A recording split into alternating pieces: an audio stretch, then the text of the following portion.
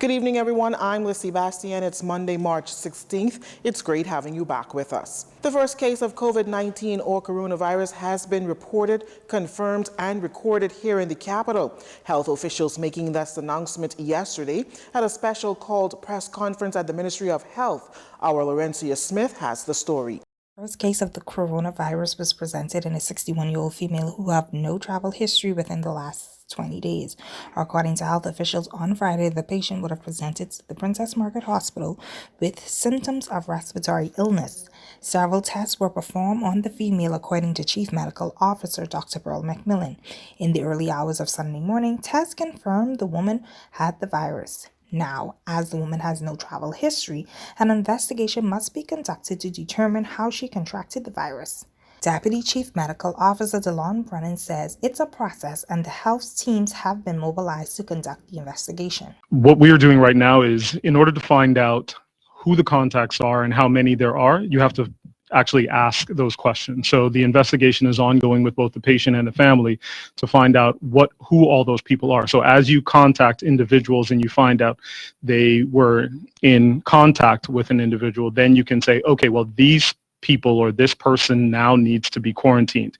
You can't do that ahead of time to say all of this person's family needs to be quarantined because, one, you don't know who all the family are. Two, you don't know where they are. So what we're doing actively is we have our entire team mobilizing to do exactly that work. So while we find out there are a number of contacts with the individual, then we spread out and we get those. Then we find out from them who else may have been contacts, and then we get in contact with them, and we will cast our net. Now, Nakia Forbes, a consultant of infectious disease, says because of the heightened surveillance, the patient was identified and tested as she did not clearly fit the case definition of the coronavirus. Chief Medical Officer Dr. McMillan confirmed that there are about 100 test kits in country and about 8 have been used so far. She added that the health officials are seeking to enhance the country's testing capacity through the Pan American Health Organization, PAHO. The government would have taken some decisions early on to try and decrease the likelihood of us actually having cases. And certainly at this point, Dr. Forbes would have, I think, clearly outlined what we have in place at the Princess Margaret Hospital now. We know that the Doctors Hospital Health System also has a plan for how they will deal with cases.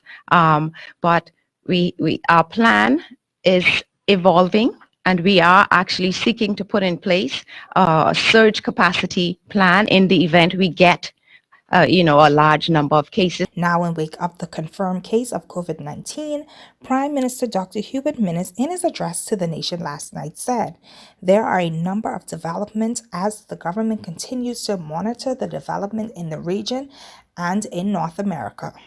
Health officials are appealing to the public to remain calm, follow and implement the advisories related to personal hygiene, and if you experience or have respiratory symptoms such as fever, coughing, shortness of breath, to call your doctor's office or the Ministry of Health hotline at 376-9350, 376-9387, or 376-9357. For JCN News, I'm Laurencia Smith. Well, 3 countries have been added to the restricted list of countries that have a ban in effect, barring foreign nationals entering the Bahamas, a part of the drastic measures the government is taking in light of a confirmed case of COVID-19.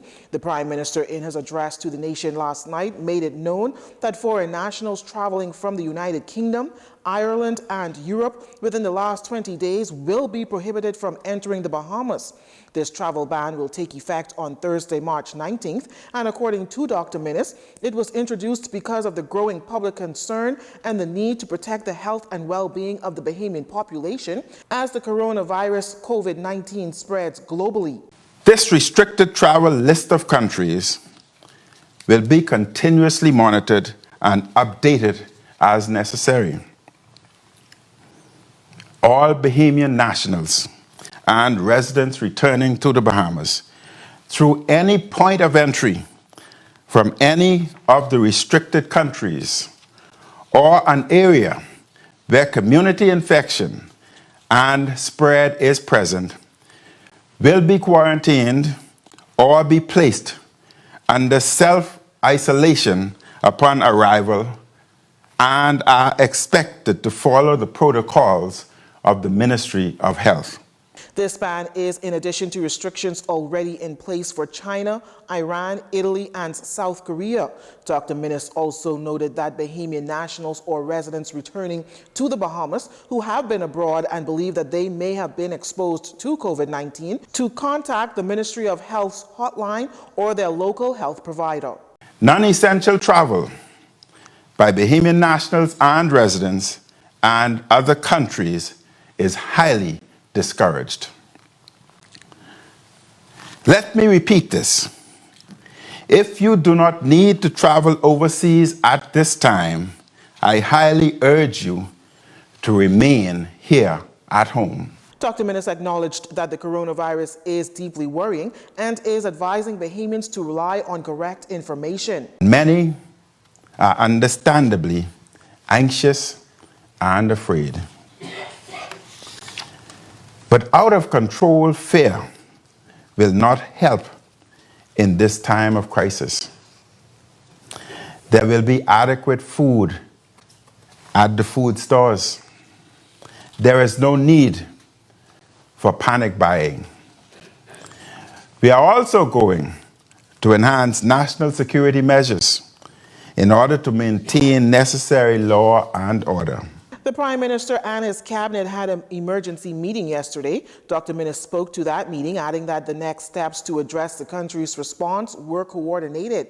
They include health and medical measures and economic, financial, and other aspects of this crisis. As the world is monitoring the global pandemic here at home, Dr. Minnis says the country's response must be a unified one and as such has invited the opposition to give their input on the crisis. Well, the Progressive Liberal Party since the weekend has established the PLP Task Force on COVID-19. That task force is co-chaired by Senator Dr. Michael Darville and Melissa Evans. Its members include Ian Colebrook, Michelle Adderley, Dr. Linwood Brown, Latre Ramming, and Stan Smith. PLP leader Philip Davis says this task force is in keeping with the constitutional responsibilities of parliamentary opposition in the affairs of the country. The PLP leader also noted that the mandate of this task force is to, from time to time, inform members, supporters, and the country on new developments and events both locally and internationally surrounding this global pandemic, to monitor the government's performance in the handling of this critical issue, and to assist the government in public health issues for the protection and well-being of the general public. Co-chair of the PLP task force, Dr. Darville, following the Prime Minister's remarks, said the PLP welcomes the statement by the Prime Minister outlining the government's response to the COVID-19 virus emergency. Matters are clearly now at a critical stage as the first case has been confirmed without a recent history of travel. Dr. Darville added, "We accept the Prime Minister's invitation to monitor and to facilitate the government's efforts." Last night, according to Dr. Darville, the leader of the opposition contacted the Prime Minister's office to suggest ways in which the opposition can give practical advice and support.